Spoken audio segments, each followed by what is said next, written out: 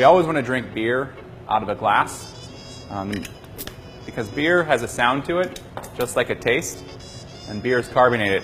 And we need to release that carbonation into a glass.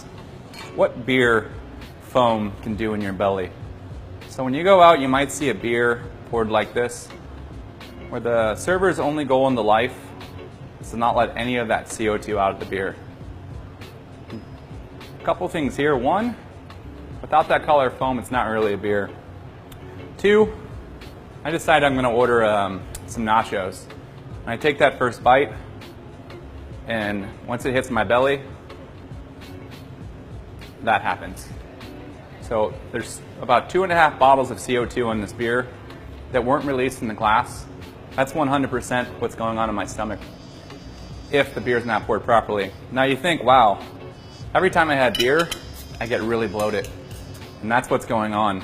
Or you can get a beer and you pour it down the side with vigor, and you're breaking that CO2 out. And granted, people say that looks like a lot of foam, but foam always turns into beer. And then I take that same bite of food and I try to have a swallow, and it's not agitating my stomach because I have broken that CO2 out in the glass. So that's how important it is to pour beer into a glass.